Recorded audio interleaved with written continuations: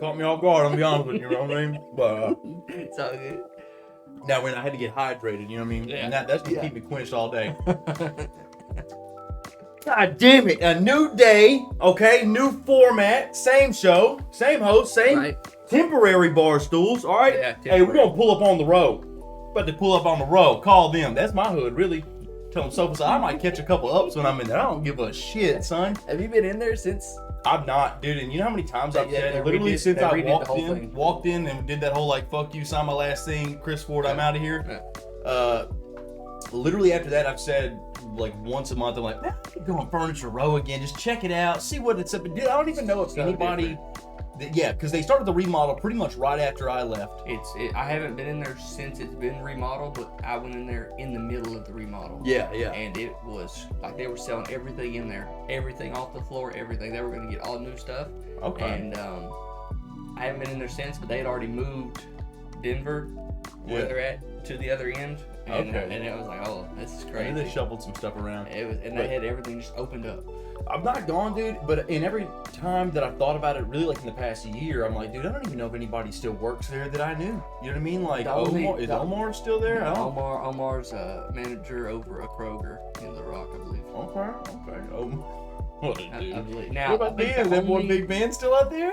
Big Ben, I think is still there. If not, he moved. He went to like Conway one maybe. Stealing up to little motherfucker. Yeah, well, he damn sure wasn't little. I ain't even talking. You know what I mean? That's my boy Ben. I think the only other girl is that dark-headed girl with the glasses.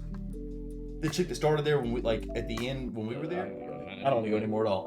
Let's go to, honestly, instead of the Furniture Row, we can just go to like one of these. Every time I see a furniture store that is not like Hanks or like furniture, like a big one, I'm like, how are you in business? Right. Because if it was a struggle for like a large store, I don't know how the fucking, you know what I mean, Bubba Joe's shit down the road is. I'm like, dude, what are y'all? Yeah. What is the like, I don't know. Like, I even think I'll see like a bicycle shop, like a mom, and I'm like, there's not a chance enough people are buying bike chains and fucking tires here that you can stay open, dude. I don't know. Beats me. I couldn't answer that question. That's crazy. It's crazy to think about. Yeah. The reason we got on the Furniture Row subject was because we're going to be out of these bar stools soon. Yeah. So we're looking into either like a sofa piece chairs. Yeah. Maybe who loves the furniture. Just get actual more furniture. But I guess this is still furniture, and they sell these at Furniture Row, so we might just get more bar stools. I don't know what will be there. Hopefully not that girl that wrestled that alligator. Hopefully she'll be busy.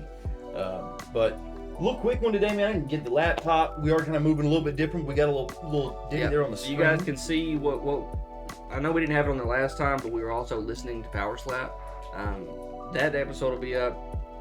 It's not really important for when it goes up because it's more of a us chilling and kind of vibe and listen to. This one will probably go up first because this one's going to be more important. That one we might even keep that and put it on a side channel. We're not real sure yet. We're see how it does. But now I'll pop these up on the screen whenever we're doing something on screen. Like today, we're going to talk about what the fights were for last week and what's upcoming because we're going to try and do our format depending on what days we get this going. Or we get in here, whether if it's Wednesday or Sunday, we could go either way. So if we get in here Sunday, you might not see this. You might see this, but we might not talk about next week's fights as much. If we get in here on Wednesday, we're definitely gonna be talking about what's happening in just a couple of days because this week is pretty big. Oh yeah. But I got it to where you guys can see what we're doing, and I'll pop it up and take it down as we don't need it. But I guess we'll go to what was last week. Yeah, last week's fights. We got Pyfer versus Hermanson. And right here, events. Yeah, we'll pull them up. Any honorable mentions you got on the prelims or anything outside of the main and co-main? It wasn't really just the craziest card. There were some moments to it. I'm not gonna lie. There were some fun little pops. But nothing. So I actually liked. I was always gonna give up ads. So down here, I actually liked the Max Griffin and Jeremiah Wells fight. I actually really liked that. That to me was one of the fight of the nights. Yeah. If I didn't go main event for the fight of the night just because of the way Hermanson drugged that out and did his thing, I would have said Jeremiah Wells and Max Griffin because they really just kind of went at it. No, they got after it. That was my fight of the night. that I had was Max Griffin versus Jeremiah Wells. That was a split decision, I think, for Max Griffin. It was. I want to say when I scored that in real time that I had Max Griffin. I did too. I didn't think it was that controversial, but no, yeah, good fight. I like Max Griffin. Yeah, I do too. I like it a lot, and I like Jeremiah Wells. I just thought I really like Max Griffin. Oh yeah, that boy Jeremiah Wells is a little fucking action figure, dude. Yes. First team all body. That's a scary. And the video of him, I can't remember I think it was maybe the Court McGee knockout when he's like facing the camera and that boy's fucking blockheading. His eyes get so wide and he has like 80 teeth in his fucking head. He's like, I'm like, God damn, imagine you're in prison and that's the motherfucker you're in like a bunk with. You're like, all right, well, I'm getting fucked. You know what I mean? I think there was only one or two other I think there was only one submission win. So yeah, submission I kind of by default would go to Vieira. Yeah, and I mean, I was surprised that I like Petrosian. I haven't watched a lot of Vieira, but I thought Petrosian was gonna do it, and then he gets fucking subbed out, and it was. I picked Arman Petrosian. I'm gonna be honest. Adolfo Vieira fought Anthony Hernandez a couple years ago and like had a really, really bad showing where he gassed out really bad. He ended up getting submitted by Anthony Hernandez, which shouldn't have happened just because of like how elite Vieira is with his jiu-jitsu. So it was really surprising. Has like 11. Oh, he's cold as fuck. He's cold as fuck. I feel like in a way that was like not a coming out party, but that for me opened my eyes to Anthony Hernandez. Right. And I think in the same way, it's almost like left a bad tint on Vieira to me, where I'll almost, and I know that he's had fights since, he's had wins since, but it's like since then, anytime I see him in a close matchup, where I always tend to go with the other person because I wonder how his gas tank will hold up, or you know what I mean, if something could implode. And I don't know if there was a story behind that back with the Anthony Hernandez fight. Maybe he got injured or something had happened in camp to where he wasn't able to get the right kind of conditioning in, but. Yeah, that's kind of why I had leaned Petrosian on that one. But yeah, I guess he did his thing. He said the odds arm triangle up. 105, 115. Yeah. Odds were pretty close, so it could have went either way. I had Petrosian too. Dude, he had a squeeze and a half because he finished the arm triangle from mount. You know, I mean, he kind of got off to the side, but like normally you'll see dudes have to get off and like kind of work the clock, get the hips down. Dude, he just had the squeeze from mount. You can do that if you have really good technique and a lot of strength, and I imagine he's got both. Yeah. And it worked for him. So let me see. As far as knockout of the night, I'm gonna have to say probably Danny Ige. That's Danny Ige. Now the other knockouts were I good. thought I had it tied up for a minute because the one that I had was I think it was. It wasn't protest for me. That was a nasty one. I yelled real loud when that happened. Dude, Pauga got fucking bombed on. But the reason I didn't give it to that one was because he wasn't like limp out. Like he went down and then he kind of like covered up a tad bit. So okay, that's for me. I would have taken that more as TKO, not just KO. Danny Ige hit him and just left him there. I thought I had it tied because the reason I went Bogdan over, because I even after the Giles fight, I still thought this was knockout of the night. Was dude, he hits him like 6 fucking times. He's hitting him like 3 times on the way down. Yeah. Pinpoint accuracy.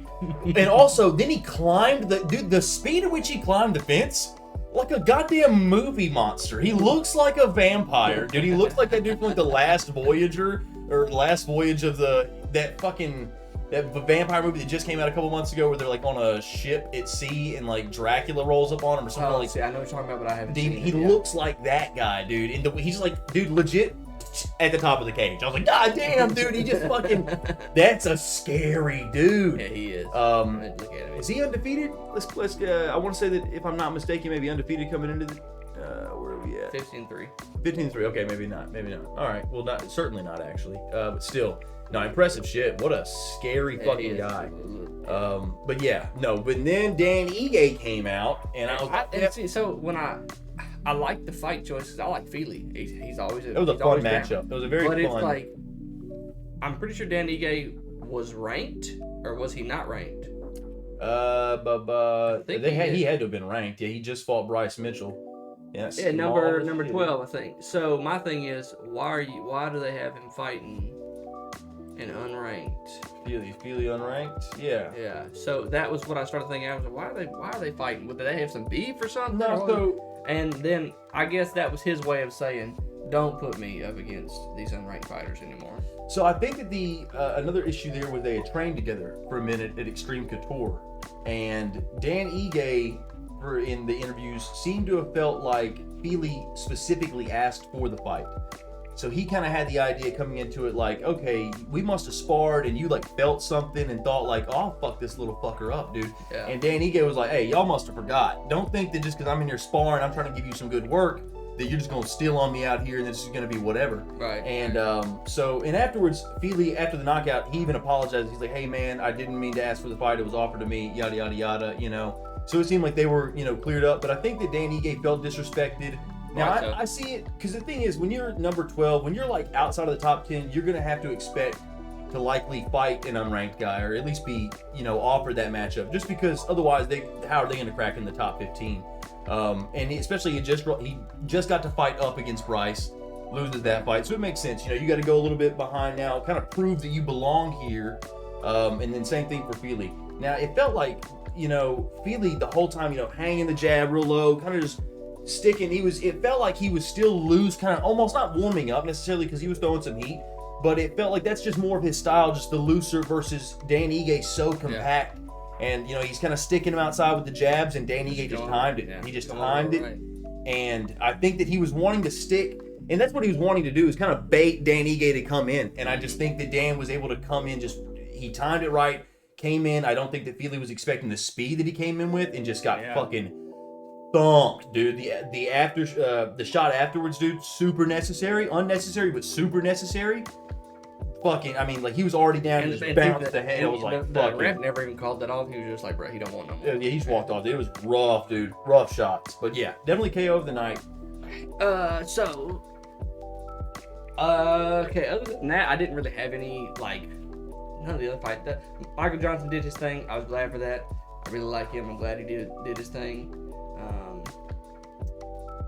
I mean, really just talk about Pyfer and Hermanson. And I really, out the gate, I was like, okay, Pyfer came to play. Pyfer doing business. He came, he's going to do it. But he just could not. There's levels, man. It's like he's tagging him, but he's realizing, man, he got a chin on him.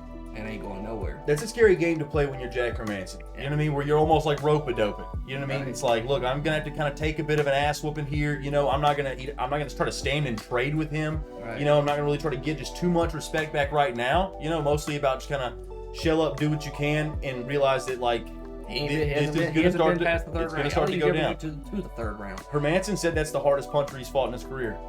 Joe Pyfer. So he's never been hit that hard. Body bags. And here's the thing, dude. This shit happens. This is not bad on Joe Pyfer. He's a young enough cat. He really did. You can't get better without something like this happening. You gotta. That's why Jack Hermanson is such a good measuring stick type fighter. Some dudes will beat him. It is what it is. And just because you beat him, it doesn't mean you're necessarily going to be world champion. Roman Dolidze beat him. We just saw it. You know what I mean? Yeah. Like, so it's not always a guarantee. But if you can't beat him, you know, you're going to have to go back to the drawing board. So if you'd have bet on Jack to win that, plus 195, you'd have got a little bit of money back. I mean, it would have been crazy because they still showed some respect, you know. But yeah, the -2, what is that? 238, 218, yeah, something like that. 230, you know, 230. That's a pretty heavy favorite, man. You know, and I can't talk that much shit. I picked Pyfer to win it too, so you know. But -238, this should have been maybe closer to being a pick'em, because I definitely could have seen where Hermanson could have got it done. I just thought that Pyfer would just be physical and just kind of rough him up. And at first round he was tagging him, but he could not. It didn't matter how hard he hit him, he was not. He was a dog. He would like slightly wobble, and they were like, "Oh, he's got him wobble." But then when he would try to push, he was like, I'm almost as if he was kind of throwing caution to the wind. He was just swinging. It's like, man, you gotta have to be a little more technical. This dude has seen this before. Yeah, well, you get so used to, hey man, when I hit dudes like that, they fall. Yeah. You know what I mean? So if I wobble a guy now, I can really kind of throw some caution to the wind. And that's where you learn from it, man. You know, you go back to the drawing board and you're like, all right, next time I wobble a guy, I'm gonna stop for a second. I'm gonna kind of see his eyes at least. You know what I mean? Did he lose his footing, or is he truly hurt? You know, stuff like that. I know that he's got good people around him. You know, he gets a lot of good work done. So I think that something like this isn't going to be that big of a setback. I think that maybe I don't know if Hermanson was ranked coming in. I think he was. So rank number, what's that, 10? Yeah, yeah. I mean, so we can definitely go back to the drawing board. You know, you can find somebody, either an unranked guy or find somebody, you know, closer to maybe right at 15. Hey, there we go. Number 10, yeah. I didn't even think about doing this a minute ago. So, yeah. Shit happens, but good on Jack. Good on Jack. It'll be cool to see kind of where he moves forward from here. And, you know, at this point, he's fought so many dudes that it's like, do you kind of continue to have him in this spot where you just feed him the next up and coming guys? I think what's his win streak on right now? I don't think he's got a huge streak going. I want to say that he just lost to Delete. So he beat Curtis. So you give him one more, maybe guy between 10 and 15 that he maybe hasn't fought. And if he wins, you give him somebody top 5. If you lose the top 5, then you just start. It's just all about paying him money at that point. Yeah. Because he's not. I mean, I think he's a little bit older, right? I'm gonna say 30s, mid-30s. I feel he's got to be later in his career. I'm not sure exactly how old he is, but he's definitely seasoned. He's had quite a bit of fights in the UFC. So he lost to Strickland. I mean, you can see kind of like being lost to Vittori. So win, lose, win, lose, win, lose. So I mean, look at that list right there. It's all dudes that were on the come up, and you know the guys that beat him looks like they ended up getting title shots. The guys that he beat, they kind of had to go back down. You know, so right now, technically, he would be picked to lose the next one because he's a win, lose, win, lose, win, lose kind of individual. Well, because it seems like he fights somebody back, beats them, fights up, loses, fights somebody back. So either he takes, either they take a chance and give him one more, give him another shot because like he is going to be later in his career, or you just start saying, hey, we'll start throwing these killers at you and we'll pay you some good money for it. I mean, that's such a hard. I mean, it's a hard way to make a living because you're going against killers every time. I mean, Neil Magny's in that same kind of boat. You know what I mean? Yeah. You'll find guys you need those dudes, but that's how you end up getting a Michael Bisping, man. You find yourself in the right situation. Those guys can, you know, this war of attrition stick around, you know, and win the big one later on. So, you know, fun little night of fights. Nothing insane, but god damn it, this right here. I'm so jacked up for this card, dude. Yeah, I mean, I'm super jacked up, man. So I hate when they do pay-per-views with 12 fights. It absolutely pisses me off. I want it to be more, like 15. Honestly, dude, people cry a lot about like too many fights. It's too long of a card, dude. If you gave me 30 fights every card, I wouldn't give a shit. If the first 30 fights, that means the fucker starts at 10 a.m. dog, and that's all I'm doing all day. Dude, I don't care if the first 8 are kids y'all found that would fight for free. I like it, and so yeah, I do feel like I think they should do a minimum of 15 fights on a pay-per-view card, and just start it 2 hours earlier instead of starting it at 6. Start it at 4. Yeah, dude. For whatever, I feel like they tried some experiments with like moving the times around, like trying to start it a little bit earlier, and for whatever reason they want it to be where it is. I don't know if they're competing with other stuff. Yeah. They used to do like the Wednesday night fight nights too. Yeah. I don't mind those. I kind of hated them a little bit. I don't know. I used to like them more. I feel like I wouldn't like them as much now that I'm working, because then it's like you'd have to start that one early. You know what I mean? Don't have me fucking staying up till midnight on Wednesday trying to figure out I got to get up at 4 a.m. You know what I mean? Don't bullshit me now. But yeah, and I'm assuming what their goal is. If this goes late, people are getting drunk. They won't watch. They won't stay. They won't spend more money if they're there, or if they're at a bar or something. But I mean, either way, man, it's just. Start 2 hours earlier and give me 3 more fights. Yeah. 12 is just. I feel like 12 is just a little light. I feel like for me, for the pay-per-view, I just want that main card to be. I mean, I don't like it when they stack the fuck out of the main card and they give you like 8 shit-ass little like prelims. It's like, definitely give me some high spots in there. Give me something I can be excited about. I say 15. Right now, you got 3 early prelims and then 4 prelims. 1, 2, 3, 4, 7. And then 1, 2, 3, 4, 5. So 5, 4, and 3. Yeah. I mean, I am glad that there's at least like 5 fights on the main card. I would like 5, 5, and 5 of descending order. Like, okay, like why is KGB Lee and Miranda Maverick the that's kind of wild. Unless they just wanted to open up real hot, because that should be above both of these next fights. Yes, I mean they're ranked. She is ranked. Why is she below these 2 cats? This cat, unless they're just trying to get people in, like you can throw them right here. You know what I'm saying? Yeah, you can put them. And let the other people who need to show out to get a name for themselves. Yeah. A lot of people getting in there early. Yeah, dude. Skill wise, you could even put them above the Justin Tapa fight.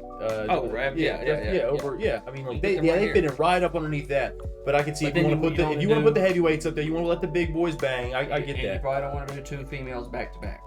In case the first one sucks, and it's like, God, it's somebody. I mean, realistically, if the first one sucks and doesn't go, it's not a banger. You just don't want to. Then it's like, oh God, are we gonna have to sit through and like people are gonna go, God, I don't want to watch the next one. I think that especially like a casual viewer, if they see some chicks fight and it's not good, if they see another female fight, they will immediately. Because a lot of people, if you don't watch the sport, you don't really know. I was watching female fight. I don't even remember who it was. It was a couple years back. Same card the Vieta Hernandez fight was on. Funny enough, I was there. I'm watching that fight, and some of my in-laws, like my wife's brother's brother's wife, not brother wife, my wife's brother's wife. Her mom was there. And she's like a real like snooty, like, I don't try to talk shit on her, but like she's a very like upper class, you know what I mean? Like her name's like Sharon or some shit like that. And she saw me watching, there was some chicks on, and she was like, I'm sorry, she's like, you watch the girls fight too? And I was like, oh yeah. And she was like, but are they good? And I was like, oh yeah. Dog shit I was like, they would murder you. You know what I'm saying? And she was like, I just know that like, like the WNBA like isn't good. Like her husband like watches sports, so like she's like, I just know like that normally people don't like girls. And I was like, not here. You know what I mean? Yeah. Like in this, especially like this one, it's not uncommon for chicks to main event. It's not uncommon for like chicks to have fight of the year. Like that's, you know what I mean? Joanna versus Weili Zhang. If you don't think chicks are fucking throwing hands, you're fucking up. So. This is a good fight. I'm stoked on it. Both of them came to play. I mean, Val, I'm pretty sure he comes to play. I don't know much about this guy. Val Woodburn, if I'm not mistaken, was the dude that is that not the guy that Bo Nickel knocked out? Yeah, I think it is. Dude, fucking bombed on him, and that guy's a short little tank of a man. I like Josh Quinlan. I don't know. I've heard Danny Barlow. I've seen this guy fight before. I don't know much about Danny Barlow. So I mean, this is probably going to be 3. I'm going to say, to open it, it's going to be 3 good ones. Yeah, hopefully so. Now, this one, don't know much about this one. Can't say just because I don't know. I mean, these next 2, I don't know a whole lot about. That's why there's no, I'm going to say it's probably why there's no odds, because a lot of people don't know a lot about the fighters. So I can't really talk too much about these, but usually people from Japan and China, they give you a pretty decent fight. I mean, they really do. Yeah, no, they can fight. They've been doing it like pretty much forever, dude. Kung Fu fighting, like even since before that. You know what I mean? So this one, I feel like this is gonna be a quick one. I don't feel like this is gonna go long. Is DeLima? Is that not the guy that said every tooth in his mouth was loose after Derek Lewis kneed him, or is that somebody? Am I thinking of somebody else? I don't know. Is that not the guy that boy Derek? Yep.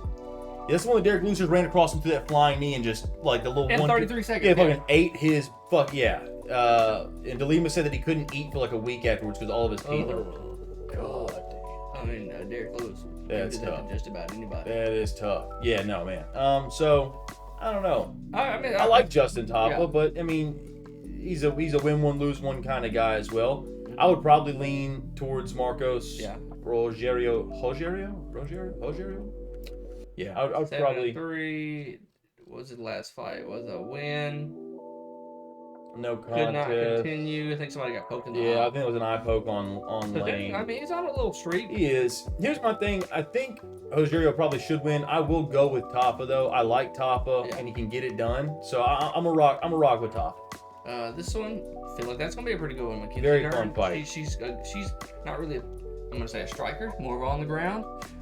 For sure. Yeah, her last fight, dude, was just weird, man. She's kind of going through some shit now, just swapping camps, going through a bad. Well, I mean, I think the divorce is over. Yeah, it is. But it's clearly like put a big strain on her. I know that there was some talks about like having to take her last fight, just to try to like, her like the money she made from the last fight. She said something about that's going to pay her ex-husband, like her divorce and stuff. And it's like, fuck, that's just a bad place to be in where you're financially strapped and now you're trying to focus on fighting the number 3 ranked chick in the world. If she wins, she goes number 3. She got a chance at a belt. I like Mackenzie Dern a lot, dude, and I've been a fan of her even before she did MMA. I was watching her when she was doing jiu-jitsu. So when she made her like transition over, I was excited. I hope she wins it. I think Amanda gets it. That would be my prediction on that. I think so. She's not been consistent enough as of late. now we get into some good ones because the main card is pretty fucking cool. The main card's stacked. I did some research on both of these guys. This dude, I'm pretty sure, got 12-2. He's on a tear right now, but he's only 3. Well, he's got one first round finish, but he's finished all but one by knockout. Yeah. No, he's a fucking monster. And he's on a 3-fight knockout streak, if I'm not mistaken. And then this dude is also 11-2. Yes. And he has 5 first round finishes. Yeah. But they come by submission. So it's like, okay, if you don't get close enough to this man who finishes people, you're going to. I mean, but he's got knockout power too. He just knocked out.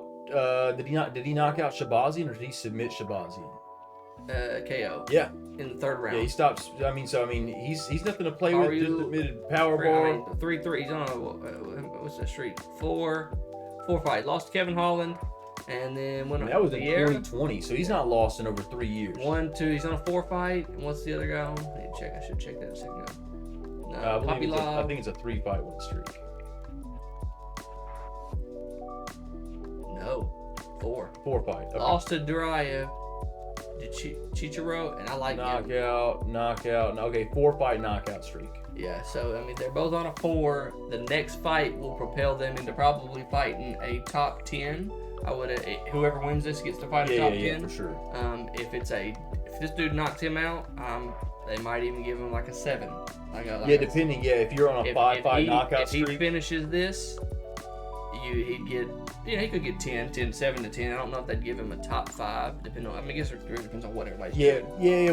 How it kind of pans out, and also like the optics of it. You know what I mean? Is it a thing where if Anthony Hernandez, you know what I'm saying, starches him in the first round, that does something different than him winning a 3-round bullshit decision that people don't agree with. Or if he goes on another mission and submits this dude in the first round. Yeah. So this, I am gonna go Kopylov. Yeah, I think Kopylov gets it. I would not be surprised if Anthony Hernandez. No, yeah, I feel like I bet against Anthony Hernandez more than I should. Then I'm doing it again right now. This dude is a fucking killer. If he didn't have 11 knockouts out of his 12 fights, I would say. I've got a feeling he's going on that 5th one. I think we're gonna see the KO streak continue. Okay, this one, I'm all Cejudo. Son, I'm more excited for this fight than I am almost any other fight on the main card. Yeah. And I wish it was 5 rounds. The only thing that I'm bummed about is a 3-round fight. This should be 5 rounds, dude. Easy. God damn it. Easy. Honestly, dude, when I've thought about guys that I've wanted to see Merab matched up with, like really since he started making his name as that dude with the motor that would try to take you down 50 times a round. I saw the video of how he got into the UFC and he knocked out the guy that Dana White brought in and picked to win. Oh, for real? So it was Matt Serra. This was Matt Serra's guy, and Matt Serra was like, okay. And Dana White had this. I don't know who the guy was. I can't remember what his name was, but Dana White said this dude's been on tear. He's knocking people out. He wins this. I'm bringing him in. Matt Serra was like, I got a guy. I want you to. I'll put him up against. Put him in there, and I think he knocks him out in like the 1st round.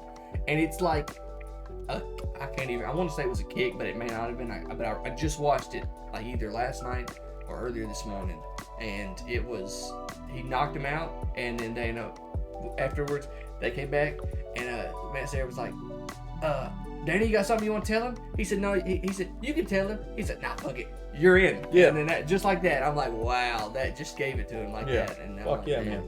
Dude, Merab's a beast, man. He's part of a good camp. Matt Serra's a great coach. And I think he takes people down about 73 times a match. He's a fucking dude. Like, how do you even deal with that? Like, as a person, it's like, stop grabbing me so I can hit you. Goddamn, like, you don't even have a chance to get anything going with him striking wise. Because if you dedicate any of your efforts to offense, now you're not wrestling defensively, and now you're getting taken down. And it's just like, the whole time you're like, oh, he's going to get tired. They're trying to take me down this much. And it's like, no, he won't. I think the only person who can deal with that pressure is Henry Cejudo. And I used to hate Henry Cejudo. He's just so cringy. But these last few fights that he's had, I've grown to like him a little bit more. I've come around on him. Like, before like the TJ fight, I just really didn't like kicking the pillows when he fucking whipped the little like toy snake on the ground. Spin the knee to triple C. It was just so fucking stupid, but it works again. Like, I don't know. It was just, I didn't love it, but no, I've come around on him. Did I think he beat Aljo? I think he did. Ain't that who he fought? Aljo? They did fight. I don't remember how I had that scored. I mean, it was a close fight. I didn't think that he beat Mighty Mouse in their second fight when I watched that live, but I feel like after that I kind of disliked him a little bit. Decision. I'm pretty sure I had it Cejudo just based because when Aljamain takes people down, he doesn't do shit most of the time. He just lays there and just holds on. He doesn't do any strikes. He's just taking up time, and I hate it when people are just taking up time, like with no effort to do anything. You're not trying for a submission. You're not trying to strike. You're just holding them there. Oh, somebody's just gonna lay and pray. Now I know Aljo. I'd have to rewatch the fight to see to score the rounds. I know that he will work a lot off that back. Like when he takes the back, he'll work for some submissions. But I don't remember how that one had played out. But man, I don't know, just the wrestling exchanges, like how this is gonna work out. I think it's a thing where Merab is a really big volume wrestler, but if you look at his takedown accuracy percentages, like it has to be pretty low, right? Because he shoots so many, it's not really about. Same thing with Khabib. Like it's not really about getting you down every single time. 36% accuracy. Yeah. Takedowns landed 204 attempted. That's the number that matters. It's not the 36%. It's the fact that he's going 204 times. Like it's a constant. One of them is going to get you. Now my question is, look at the takedown defense. So he can be taken down, and if somebody's going to take you down, it's gonna goddamn be Henry. I think that I've got to lean with Henry on this one, just because if Merab is attempting the takedowns, it's not just a one-way street. He's 30. He's only 2% less, and he's only far less. 70, and his takedown defense is higher, and so it's like honestly pretty even because Merab's like 79, so it's wild how both of those stats are so similar. If Henry said if he loses, he's retiring for good. That's kind of crazy. I want to, because you got to watch with him, because he likes to talk a lot of shit, and he's also probably selling, being like, "Yo, Merab sucks. If I can't beat him, then I'm not going to be able to, do anything." I think, I think he's saying if he loses number 2, he doesn't really, doesn't see much. His chance of getting back is minimum. He don't want to fight somebody. He's kind of like Conor, and Conor doesn't want to fight anybody outside the top 5. Yeah, that makes sense. You don't want to. And I heard, so you're going Cejudo as well. I'll go Cejudo on that. Cejudo as well. Yeah, did you see him fire his coach on camera? Yes, and his coach, and everybody was like, "I'm glad he did that because that guy is so fucking cringy." Yo, I saw people like, I would have fired him for wearing those fucking glasses. Yo, but that was so tough because the guy was like, at first when I watched it, I thought he was saying, "I'm firing everybody except for you," and then he was like, "No, you going too." He's like, "Hey man, I gotta talk to you and the whole team." He's like, everybody is going. People go, dude. That's you too. For this fight. Yeah, for this camp, he's like, he said because honestly, he recognizes that quicker than Conor does, because Conor's been needing. There's been people. Oh, for sure. Yeah. But even if Conor gets rid of his camp, I don't think he'd do it on camera. That was such a weird thing. And then the coach was like, "That was a dream come true for me to see you." And then when he gets him, he goes to hug him. The guy does this way where he's like. And bro, he is choking his neck and did not cry. He's like, and Henry's like the most selfless guy right here, and the guy's that's me. Yes, happy to have been a part of it all. And you're like, God, dude. He's just like, bro, I just bought a car. He's like thinking about the finance. He just fired this guy on camera. Nuts, dude. That's insane. Then fucking Bolt came out. He's like, "You're a piece of shit if this is real." But it's like, if it's not real, what is he trying to get? He's like, "I make them think I fired my coach," and then they see them fucking glasses when he come out there. It's all a ruse. They get out there feeling hype. They all got hoods on when they're walking down the tunnel. You don't know who it is. He gets to the side, he throws the hood back, and it's like, this guy. No, I think you see those frames as soon as they come from the back, dude. He goes, "Oh, that's you fired that guy." He just throws the hood back, just the gun. Oh my God, dude. He's like, "You thought, bro." And he's just like, he said, "No, he fired everybody but me." And then he's just like, "No!" It's just like, that's funny. Oh man, only one man could train. Oh, Jesus Christ, dude. How funny would it be if Merab hired him though? You see him come out with Merab instead, because that's the thing. Merab's number 2, so he's gonna come out second. Yes. If Henry came out first with his fucking staff and Merab comes out, that's honestly in front of him. That's Merab. Yes, that's Merab energy. Yeah. That dude's a fucking problem. Whenever I saw him put on, what was it? He put on like Sugar Sean's. Where he had the fucking, was that the Eddie Murphy Raw jacket, or was that the Thriller jacket? But I knew it was an iconic black and red leather jacket. And I saw Merab have it on. I was like, "Oh, they're not gonna get that off of him." he's gonna fight about that one. The video of him like climbing up in the stands, and that guy was like, "Hey, why don't you fight Aljo, bitch?" And he's like, did he climb? The only person I've seen climb something faster was Bogdan when he climbed that fence at the end of the fight. But I was like, yo, Merab that would be something right up his alley, bringing him out with fucking Ray Longo. Yeah. Hell yeah, man. So this one right here has a chance of being off. And if this one's off, then he'll fight guard. For what? Apparently, this fucker here has heard something. No! God damn. And I don't know if this is all true. This is just what I saw on Twitter. I haven't seen nothing about that. And I'd have to go back and look and check and make sure. But I did hear that this is... It hasn't been canceled, but it could be, depending on how serious this injury is. Jesus Christ. I'm gonna hope that Jeff Neal wins this. So he's the underdog. Here's my thing. Before knowing that there was a potential injury, it's a lot harder of a fight to call. I would say Ian gets it. I would want Jeff to get it. I don't He's long. He's so long. He's long, and he hits hard as fuck, and he's just a sniper. He sets like the way that he set that head kick up against D-Rod. And like I want to say he's coming off the loss to Shavkat. Yes. Why does it not show it? But yeah, he did lose that. Wasn't it a one-arm chokeout? Is that what that was? Weird, like took the back little choke off to the side. Now before that though, hey, Neal was giving Rakhmonov not necessarily problems, but hey, he was chunking some fucking bones, dude, and Rakhmonov had to bite down. Thompson beat him. I think he beat Perry. Yeah, that's the one where Perry's nose looked like a fucking elbow. So loss, win, loss. So technically he's picked to lose right now. 2-2. I think that I would go Gary, but now that he's hurt, even if he stays in, it's like I think it was a leg, like a right ear injury. Yeah, now if it's shin or something, I think something like that, dude. I mean, that's got to raise Neal's chances significantly. If that's I want Jeff Neal to win. I'm gonna pick Jeff Neal, knowing that this man is probably gonna beat him. And that's just my hope, because I like Jeff Neal, and I liked Ian when he first got in there, but then he started talking all that about you can't put your hand on your kid, you can't whoop your kid. And it's like, hey, bro, who are you? Like, why? And then just like the stuff he was calling Magny, like calling him a child abuser and shit, like that was kind of shitty. Before that he was supposed to fight Jeff Neal, and remember he got the shirts made with Jeff Neal's mugshot on it. So like, he's a little rabble rouser. You know what I mean? He likes to be a little bit of a rude boy. And then everybody said people fuck his wife in front of him. He didn't like that at all. He's like, he does be a little bit rude. He threatened to sue Sean Strickland. And like, I don't hate Ian Gary. I've always hated when he did the Connor walk. Yeah. Just because it's just like, dude, be your own guy. You're already so marketable. You already have this right here. So you're gonna sound just like it. You're doing your thing, but my thing is just like, I don't know. He's never been great on the mic. I've never really liked any of his promos that much. Yeah. It all just feels forced. It's like he's a B plus. See, for the Neal Magny fight, he was doing a lot of tweeting. A lot of videos. I haven't seen as much this time, so he must be kind of in his feelings with people talking about his wife.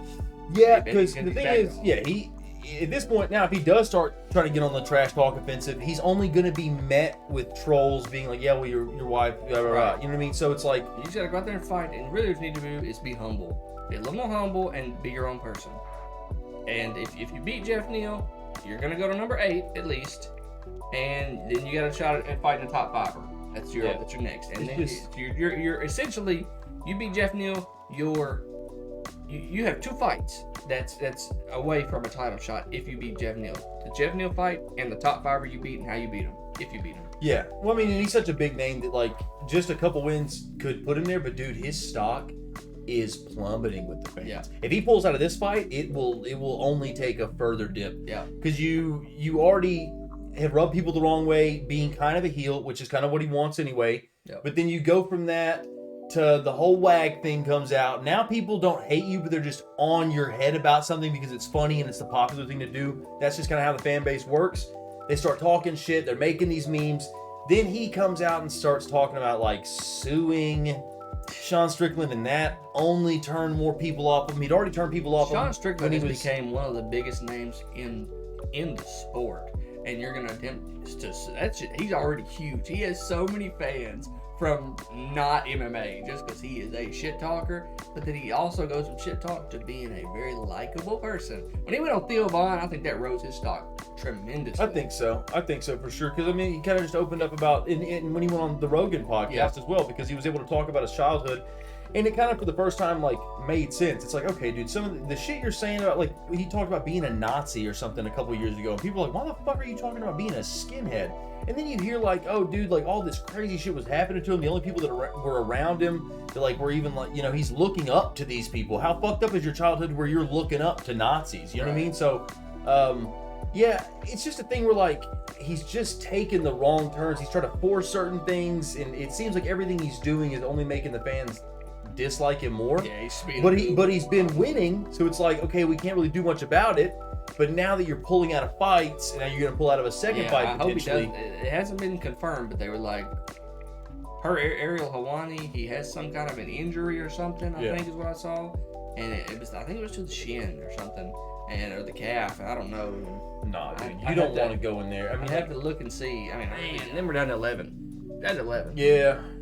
And it is really late to try to move somebody in. I don't know how they would do that. I tell you what they do. They throw in Kevin Holland. Hey, bring Kevin Holland back in any way, shape, or form. Honestly, let him fight. Well, fuck, Gary's gonna pull it out. I was like, let him fight Ian and Gary. They kind of talk some shit about the whole WAG thing, but he'd fight Jeff Neal. He'd fight him. Oh yeah. No, Kevin Holland doesn't give a fuck. But this one, man, if it's still on, Gary, shit. I'm gonna have to go Gary just because he's longer. I think he's a better striker. But Jeff Neal's been, and his pace is like 2, and this will be the second one he loses. I'm gonna go Gary as well because I think that he won't pull out if it's an injury. Like, I think if it's a bad injury, that he will pull out. I think that he wants to really kind of keep his stock good. So I think that if the fight does go on, it shouldn't be an injury that should hinder him that much. I think that he's got to. They're smart within his camp, I feel like, about what risk to take at what time. So we'll go Gary. Okay, this one here's a beeper. I watched Brendan Schaub, and what's the other guy's name? Brian Callen? Yes. Okay. Brian Callen said Costa. Okay. And they bet $1,000 on it and said Rob, and Schaub went Rob. Okay. I'm gonna go with Costa. I'm gonna be honest, and that's because he got pieced up his last fight. I think his last 2 fights he got pieced up, right? He definitely got pieced against DDP. I don't know who pieced him up before then. He might have. He beat Vittori.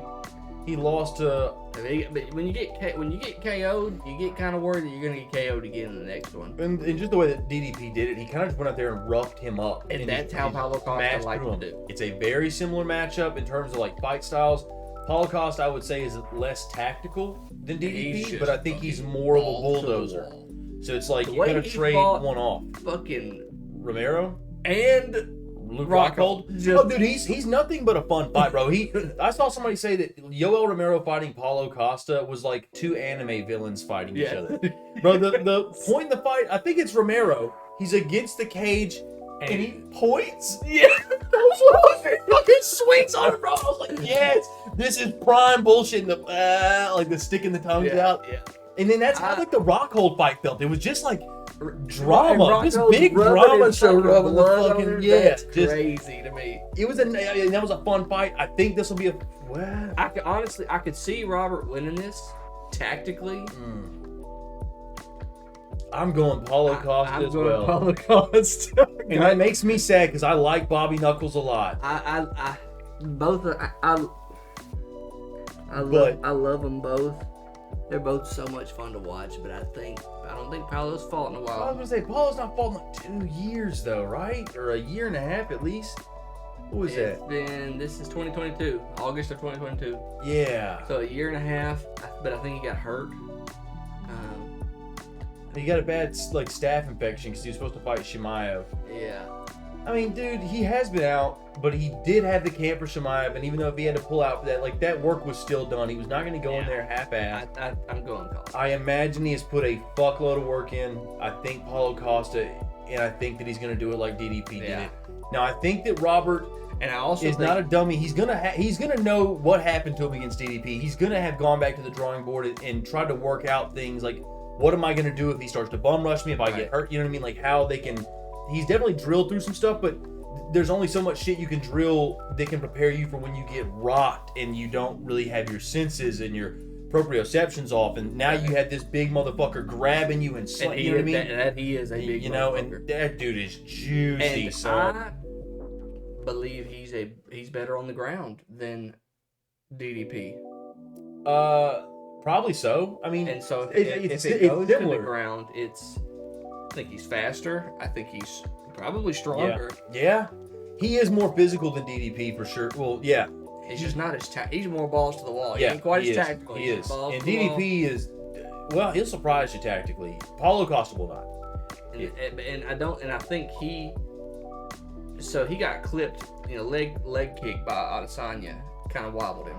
I haven't seen him wobble with the hands before.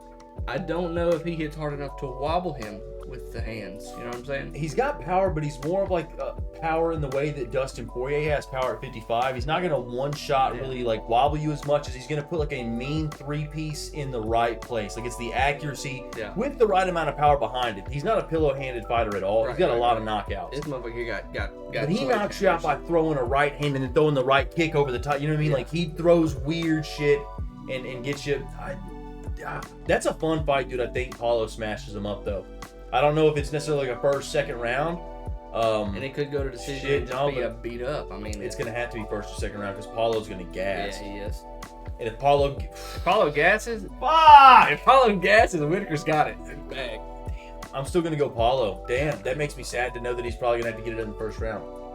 Oh, man. Hope this is not the fall of Bobby Knuckles. It'll hurt. Okay, before we talk about this, so did you hear who the front runner for 300 was going to be?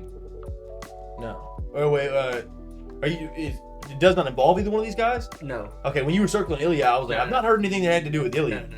I've heard to do. What was it? Leon versus. It's not Bilal. Who is it? Chimaev. That's right. But the issue is he can't fight. Said I cannot. He can't fight in the USA. It's like a day after Ramadan or something. I think it's in the middle of Ramadan, so he won't fight in the middle of Ramadan. He said, I can't do that because it'll be like as it's ending or right afterwards. And he's like, no, I can't do that. Yeah. At first it was they're worried about his visa issues getting over here. And then he came out and apparently said, I'm not doing that because it's right after like their holiday. That's what's fucked up. So now I don't know what the fuck they're going to do now. But I think Bilal's like, I'll fight in the middle of Ramadan. I'll fight tomorrow. I'll fight yesterday. Yo, can you, dude? The fans would riot if he picked the main event of UFC 300 is Leon Edwards versus Bilal Muhammad. I like Bilal. I like Leon. I don't mind Leon. I don't just love him, but I do not like Bilal. You don't like him? I do not like Bilal. I like him. I think he's boring as fuck. Yeah. I think he is just. He's like not Henry Cejudo cringy. He's just cringy as you just a fucking. That's just you, dog. That's just you, bro. I like him, dude. And he's the thing. Intelligent. I think he is very intelligent. He's good. He's good on the desk. I like him. I get that his fights are not always the funnest. Now, him beating Sean Brady, it was kind of exciting. I was going to say. The rest of them were not. I was going to say, but like.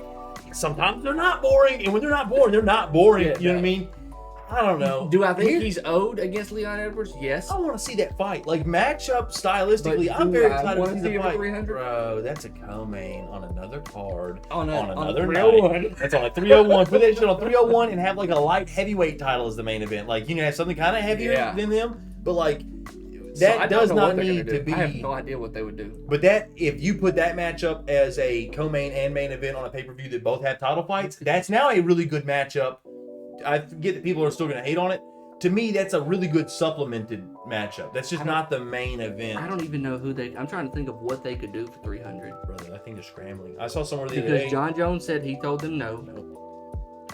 And that's for the heavyweight. At this point, they're probably just going to end up trying to move the max and. I don't know. They've had a question mark on it so long. They have to deliver with something. Who is light heavyweight? Boaton. I mean that's probably. And then you got. You can't do. Pantoja. He just fought. I don't think it's early enough. But also, I feel like you might get away with Islam. He didn't take any. Ramadan. I thought they were a different country. They're not the same. No, and them. Wait, no. So Islam is Muslim still though. It really, I mean, it depends. They might have different. I'm not gonna say views on it. It might be one of them might say I can do that, and one might say I can't do that. I think that whether or not you practice Ramadan would have more to do with like how devout you were to your religion. I think that they all practice it. I think that it's more of an issue with if you're willing to put yourself through that, because you're like not eating. That's the biggest thing, is you're not eating one of the suns up. I want to say. I don't. So like I don't even know who they would put trying to do like a 2 a day, 3 a day. The person they could put him up against would be, I mean, it would be Charles. That would be the only other person they could put him up against. Now that would be a fun fight for sure if they could make it. But I want to say that Islam has come out and said that he wouldn't fight during Ramadan. Well, then you could make a interim and do Charles versus what? I mean, I'm just going by divisions. Yeah. I'm just thinking about divisions. I don't know. Featherweight, you can't. It's right here. I mean, you can't. No, it's just too close. Lightweight, you can't. Middleweight. Now, welterweight, you can. I mean, you can't. There's. And it's weird to like try to see if Tom Aspinall would defend his interim title. You know what I mean? Like that's weird. I did actually see that Tom Aspinall was flying there. I think he booked a ticket to go there at that time. I think at this point they have. And who would they put him against? They're scrambling. Poetan? I've heard of that. I've heard that they would try to let him try his triple champ status. And because if he beats, but that's like, it doesn't need to be an interim belt. Like, if they're fighting, fuck that. It needs to be for the official heavyweight title. And then you need to, whenever John Jones comes back or whatever, then do it, man. I mean, I'm not trying to hate on the guy, but it's like, y'all shouldn't have even done the interim heavyweight title then. You know what I mean? Or if you do the interim belt, like, no, I actually thought I saw Stipe versus Aspinall. I know they had floated that idea out there, but I thought they couldn't come to an agreement. I thought that Stipe only wanted Jones or something, and it's like, yo, weird for you to be calling a lot of shots because you've been on the show for a couple years, and your last time out was that time that you fought Francis, the second time, the time that it wasn't so fun for you, the time that probably the scariest version of Francis I've ever seen, honestly. So I don't know, man. It's just like, I don't know what's gonna happen. I think they're gonna end up having to do Leon versus. Yeah, at this point, they're just going to have to find a serviceable fight. It's like they've got to accept that they're not going to be able to get a fight that is what they want it to be for what they promised, kind of, you know? And that sucks because it's already such a great card, and them putting a poo-poo main event will put a stain on the card as a whole. You know? They just got to, dude, TBH, pay Brock Lesnar a bag, turn the other fucking blind eye on the drug test because USADA's not there anymore. You know, do I think that should be above other fights on the card? No, but that still satisfies a casual pop. It's a big name. You know, Khabib's not going to come back. And you're bringing some WWE fans back. Now that they're partnered with TKO, that's a really easy thing that you could push and promote. But throw The Rock in there. Oh my fucking god, dude! If the Brock and Rock Lesnar fought. IRL, dude, The Rock can wear those stupid fucking shoes in the ring, and he can pay himself to wear them, I guess. I don't know. I don't know, man. They got to do something, though. We'll fucking see. They got to do something. But god damn it, this one, 298. They know the main event for that one. Yeah, this one's crazy, and I am. Hold on, real quick. We're gonna do a countdown. Okay. 3, 2, guess 1. Yes. Oh my god, bro! I'm mad that I think he's gonna win, dude. Brendan Schaub said that you cannot, and see, they both agreed. They were like, I can never bet against Volkanovski, but he just got kicked in his head badly. And this man is a savage. Badly. This man is is there a worse dude in the UFC to pursue your woman than Ilya Topuria? Because he's beating shit in. Handsome dude, had it all to fucking hell. The swag that this boy dresses with, and it's not even like a Sean O'Malley. And he has an accent. It's not like a flashy purple and green. He's gonna show up in like a Versace sweater and like a tiny thin gold chain that probably costs $12,000. Yeah. He's got an accent, and he is going to knock you out and fuck your woman until you wake up. It was like an absolute problem. Did you see the quote that his old lady had out there talking about, like, you know, how he fights in a dangerous sport or whatever? She said, I just know at the end of the day, if somebody has to die, it's not going to be my guy. Hey, females out there, bro, start gassing your man up with that kind of shit. Because, dude, bro, to be like, yeah, I don't know, like, I know it's scary, but if someone dies, it for sure won't be him. You know what I mean? He's been doing a lot of talking, like, oh, I've been drinking, I've been doing this, I've been doing that. His daughter came out and said, I saw it today, and it was like, they're talking about somebody broke into his house, and his daughter was like, well, what if it was Islam Makhachev? I was like, I'm gonna just, hey, I'm gonna send her off to Dagestan talking like that, bro. You're gonna have to go live in the mountains, bro. We need loyalty. I guess if it's Islam, you might as well go ahead and chalk it up. You lost again. Hey, bro, if it's Islam, then you gotta call Anthony fucking Smith over there, bro. He's gonna help you, dude. He's trying to hurt your family. That's who you need in your corner at that point. He's trying to take everything from you, dude. I'm going to Puria. He's just that. I think he's that guy right now. Yep. Yeah, no, I do think it's Taporia. I think that, I mean, honestly, it's a pick 'em fight. You can even see with the odds. Yeah. I mean, it could go either way. I won't be surprised at all if Volk wins. I want to say there's some kind of stat, like there's been 6 fights where the champion of featherweight was, I guess, like older than the challenger, and in the majority of those fights they had lost, some shit like that. I don't know. Now that I didn't get the stat right, it doesn't even make any fucking sense to bring it up. But essentially they're saying if you're an older champion at featherweight, you have a much higher chance of like losing. But of the people, of like, I think the 6 fights where like somebody has won being the older guy, 5 of them have been Volk. Some shit like that, where it's like, being the older guy, you should lose, but if there's any older guy that can do it, it is the maybe pound for pound. I don't believe he's fought anybody that had a 0. I'm trying to think, and I don't know. And he said he made a comment. He was like, I'm taking that 0. And Taporia said, if the only thing you're worried about is taking my 0, you've already lost. And I was like, holy, hold on now. He's got some cold shit talk, dude. Like the putting UFC champion. He's like, bro, I'm not. He's like, I'm not losing. Zeros. Somebody's gonna, you're gonna lose your belt. The way I look at it is like, I don't really see. He don't do a lot of talking, and he doesn't have to. No. Ilya, I mean, it could be done for sure. But like, dude, Ilya, he's so scary on the feet. His boxing is so good, and he's so powerful. You forget how nasty his jiu-jitsu is. Yes, you forget that he is sick on the ground. Yeah. And now he's not Islam Makhachev, and Alexander was chain wrestling with him. So I'm not saying that he's going to come out there and have a chance of just dogging Alexander out. But it's the thing. It's like, yo, if on the feet he's that much of a problem and that much of a, if I can just hit you one time clean, it's over kind of guy, then you should want to wrestle him. But if his ground is that nasty too, it's like, and I think the thing is, so he can wrestle. Oh, for sure. And Islam can wrestle. But Islam doesn't do jiu-jitsu. He's a wrestler, and he's more sambo.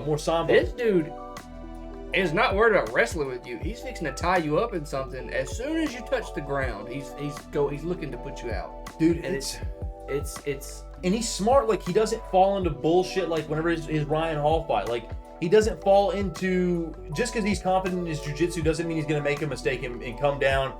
If he feels like he's got the advantage on the feet, he's not gonna. He makes good decisions, man. The way that he submission. I mean, the way that he did Rice was fucking sad, dude. It's just like, dude, the Jai Herbert was scary. He fucking folded over himself. KO. Beat the brakes off of Ryan Hall, dude. KO. Scary what he did to Jackson. Decision. Dude, I mean, he's a monster. He's an absolute monster. Now, Volkanovski has so many more tools because he has such a heavy boxing attack, Topuria does, that I feel like, Volk has the ability, he's really good with his feints. Volk's really good at mixing shit up, throwing feints. He calls it like scrambling his opponent's brain. Like, if he can make Ilya follow him, if he can, scramble him up, throw in feints, chop the legs up. Like, there's definitely a for sure blueprint for Alex to get a dominant 5-round decision and maybe even finish him late if he can hurt him, if he can get him tired, make him uncomfortable. Yeah, I don't think he hadn't been to 5. I don't think so. Not in the UFC at least. But my thing is, at any point, if Ilya just lands on it, you know what I mean? And the thing with is he used to be very kind of quiet. He didn't have to say much. He just went in there and did his thing. Oh, I'm used to being an underdog. I'm going to show it when I go out there. But ever since facing Islam the first time, it's like he's done a lot more chirping. He's had a lot more excuses. I'm on alcohol. I wasn't training. I got, and then it was, now you get knocked out with the head kick. Oh, that doesn't happen to me all the time. And then it's, and now you're letting people get in your head. Ilya's definitely getting in his head. And you let Islam get in your head, so you fought him again on short notice and got kicked in the head. And I know that like part of that was he was saying that he took that fight on short notice because he just really wanted to get something done. I know that he was drinking a good bit and he felt like maybe that would help him. But I don't know. I'm going with the Georgian. Yeah, I think Ilia Topuria gets it, man. That's a scary dude. I've said it since he really came in some of his first fights. I was like, fuck, dude. I don't want to see that guy fight Bryce Mitchell. And then that guy fought Bryce Mitchell. And Bryce was like, I had the flu, and he was, I don't want to call it off because we don't get called very often to fight. How often, they call us and offer us fights is just you got to make the most of it. Yeah. It's like, bro, when you're facing a man who has no losses and knocks people out, I don't give a damn. Like, bro, if you don't, you got to think, hey, this guy could beat me. I mean, he really, like, I could actually. Bryce was coming into there with, I want to say, either no losses, maybe one loss. No, I think he was no loss. I think Ilya was his first loss. Because I think he technically lost on the Ultimate Fighter or some shit. Because like early in his career, they would have a 1 in his loss column for a minute until they finally corrected it. But yeah, so I mean, if you had the flu and you weren't able to really train and you're not fully in your body's not fully there and you don't know how, man, you got to just call that. That's not the guy to fight. That's not the guy to fight. You're like trying to go in there and fight Volkanovski when you had the flu. I mean, it's just not gonna. And the it's thing just like Volk trying to turn in there and fight Islam with. It's just like you have to have that kind of self belief though. You know what I mean? To like, especially at that level, you got to think like, I don't give a fuck if I got the flu. I'll beat your ass off the couch. Like you got to have. Because if you start doubting yourself, the more you're going to watch Ilia Topuria tape as Alexander Volkanovski and think, God damn it, I got to fight this guy. Dude, also, that footage of him knocking that dude out in the bar in Spain, was that real? Was that I think like it was.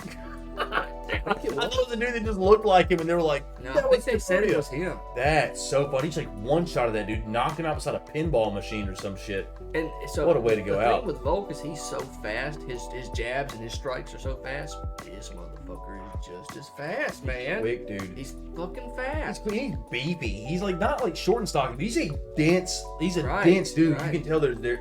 He just looks strong. He looks powerful. Height or weight. The motherfucker's built like a goddamn panther, bro. You gotta fight that dude?